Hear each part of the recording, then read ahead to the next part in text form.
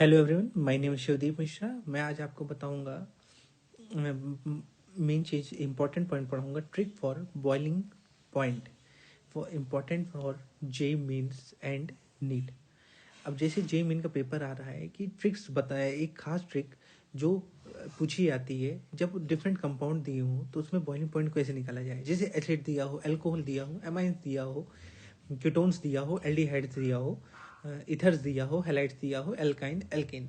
अगर इसमें मान लीजिए 3-4 कंपाउंड दे दिए गए, जैसे एसिड भी दे दिया गया, अल्कोहल भी दे दिया, एमाइंस और कीटोन्स, एल्डिहाइड, तो अगर इन सबको सीक्वेंस में दे दिया गया तो अगर इन तो हम कैसे बताएंगे कि किसकी बॉइलिंग पॉइंट ज़्यादा होती है। तो इसके लिए हमको करना क्या होगा कि हमको एक सीक्वेंस याद रखना होगा जो हम समझ के याद रखेंगे, मतलब उसमें रटना नहीं है, वो समझ के याद रखेंगे कि कौन एसिड ज़्यादा है, अल्कोहल ज़्यादा है, कि एमाइंस की बॉइलिंग पॉइंट ज़्यादा है, किसकी बॉइलिंग पॉइंट कितनी ज़्यादा है। तो इसको हम सीक्वेंस याद रखेंगे।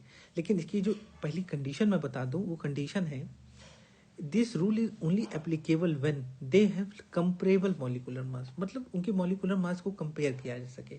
आगे चल के मैं बताऊंगा कि कंडीशन याद रखिएगा कि this rule is only applicable, this rule is only applicable when they have comparable molecular mass. कौन सा मास, कैसा मास होना चाहिए, कंपेरेबल, मतलब जिसको हम कंपेयर कर सकें वैसा मॉलिक्यूलर मास होना चाहिए। नहीं, कंपेरेबल मतलब कि एक तरह की सिमिलरिटी रहे, कंपेयर मतलब कर सके, मतलब कि ज़्यादा अंतर ना हो, ठीक है, मॉलिक्यूलर मास में। तब हम इस रूल को अप्लाई कर सकते हैं। जब उसमें ज़्यादा अंतर ना हो तभी हम इस रूल को अप्लाई कर सकते हैं। आइए देखें किस पे बेस्ड है। Based on strength of hydrogen bonding. किस पे बेस्ड है, स्ट्रेंथ की। स्ट्रेंथ हाइड्रोजन बॉन्डिंग की कितनी होती है वही बॉइलिंग पॉइंट क्रिएट कर बताता है। जितनी ज़्यादा स्ट्रेंथ ऑफ हाइड्रोजन बॉन्डिंग होगी उतनी ज़्यादा बॉइलिंग पॉइंट होगी। इसमें एकदम नॉर्मल है, नॉर्मल कंसेप्ट है, इसमें ज़्यादा सोचना नहीं है। वही तो हम जानते हैं कि जितनी ज़्यादा स्ट्रेंथ ऑफ हाइड्रोजन बॉन्डिंग होगी उतनी ज़्यादा बॉइलिंग पॉइंट होगी। अब हमारे आगे कंपाउंड्स दिए हैं, एसिड्स, अल्कोहल, अमाइंस, कीटोन्स,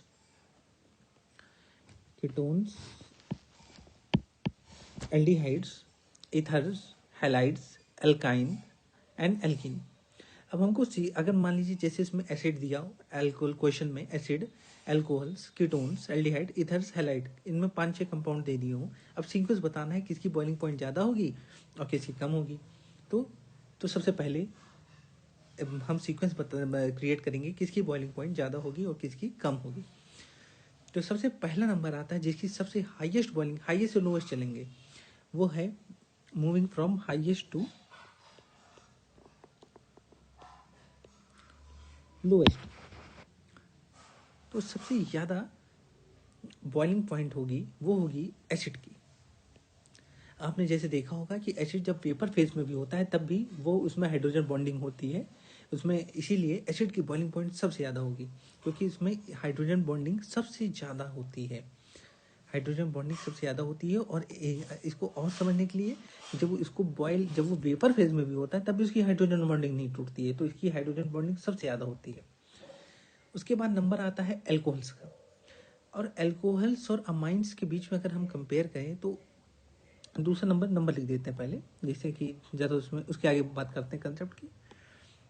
दूसरे नंबर पे ये एल्कोहल्स आता है और तीसरे नंबर पे अमाइंस आता है। अब कुछ लोग पूछेंगे अमाइंस ज़्यादा क्यों नहीं हुआ, क्योंकि हम लोग जानते हैं कि अल्कोहल्स में ऑक्सीजन है, अमाइंस में नाइट्रोजन आइटम है, ऑक्सीजन आइटम। और हम जानते हैं ऑक्सीजन आइटम की इलेक्ट्रोनेगेटिविटी नाइट्रोजन आइटम से ज़्यादा होती है। तो हमेशा देखिए जिसकी जितनी ज़्यादा इलेक्ट्रोनेगेटिविटी होगी उतनी उसकी ज़्यादा अट्रैक्टिव फोर्स होगी, ठीक है, उतनी ज़्यादा अट्रैक्टिव फोर्स होगी। और जिसकी जितनी ज़्यादा अट्रैक्टिव फोर्स होगी उतनी उतनी ज़्यादा स्ट्रेंथ ऑफ हाइड्रोजन बॉन्डिंग होगी। भाई जितना ज़्यादा अट्रैक्ट करेगा उतनी ज़्यादा स्ट्रेंथ होगी हाइड्रोजन बॉन्डिंग की, और जितनी ज़्यादा स्ट्रेंथ ऑफ हाइड्रोजन बॉन्डिंग होगी उतनी ज़्यादा बॉइलिंग पॉइंट होगी।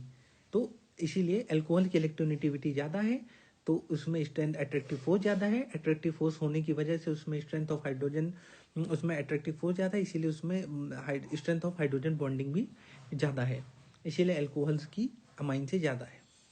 अब कीटोन्स और एल्डिहाइड में किसकी ज़्यादा है, कीटोन्स की एल्डिहाइड से ज़्यादा होती है। चौथे नंबर पे इसको, पाँचवें नंबर पे एल्डिहाइड लगा देते हैं।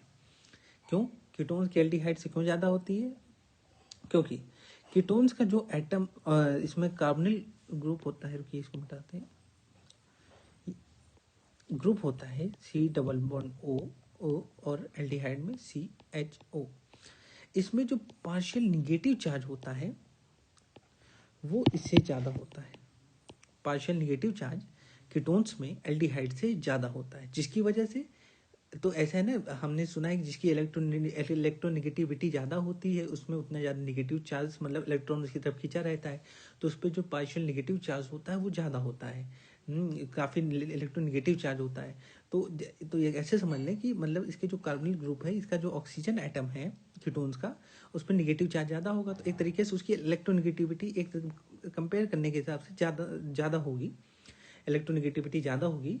तो जितनी ज़्यादा इलेक्ट्रोनिगेटिविटी उसकी ज़्यादा होगी तो उतनी ज़्यादा उसकी अट्रैक्टिव फोर्स होगी, जितनी ज़्यादा उसकी अट्रैक्टिव फोर्स ज़्यादा होगी उतनी ज़्यादा स्ट्रेंथ ऑफ हाइड्रोजन बॉन्डिंग ज़्यादा होगी, उसकी स्ट्रेंथ ऑफ हाइड्रोजन बॉन्डिंग ज़्यादा होगी, और जितनी ज़्यादा स्ट्रेंथ ऑफ हाइड्रोजन बॉन्डिंग ज़्यादा होगी उतनी ज़्यादा उसकी बॉइलिंग पॉइंट होगी।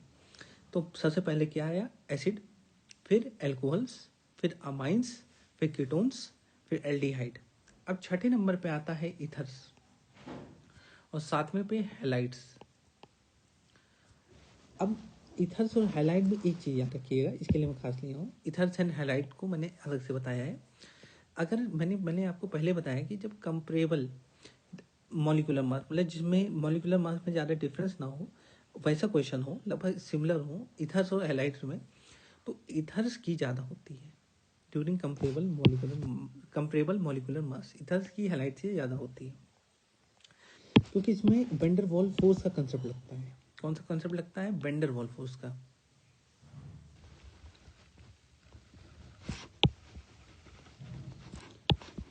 तो अगर similar vendor wall force during similar molecular mass,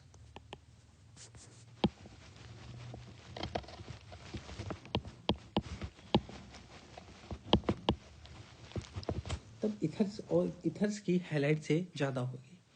लेकिन अगर मॉलिक्यूलर मास हैलाइड का ज़्यादा है, काफ़ी ज़्यादा है, और इथर्स का कम है, तब हैलाइड्स की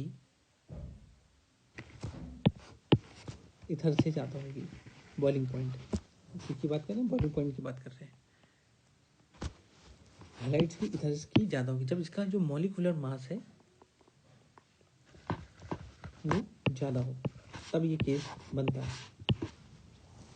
जब मॉलिक्यूलर मास इसका ज़्यादा हो, इसका जो मॉलिक्यूलर मास हो वो कम हो, तब हैलाइड्स की इथर से ज़्यादा बॉइलिंग पॉइंट होगी। तो अब मैंने सबसे पहले क्या बताया है, एसिड की सबसे ज़्यादा होती है, एल्कोहल्स, फिर अमाइंस, कीटोन्स, फिर एल्डिहाइड, फिर इथर्स, फिर हैलाइड्स। अगर मॉलिक्यूलर मास सेम हो तो इसको कंपेयर करने के लिए, इसको मैंने आपको समझा दिया, आप लोग इसको समझ जाएंगे। फिर एल्काइन 8वें नंबर पे और 9वें नंबर पे एल्कीन आएगा। अब आप लोग इसको समझ चुके होंगे, तो चैनल को सब्सक्राइब करना ना भूलें। अगर आपको पसंद आए कमेंट करें, लाइक करें अगर आपको पसंद आए, और बताएं कैसा पढ़ा है। तो ओके, थैंक यू।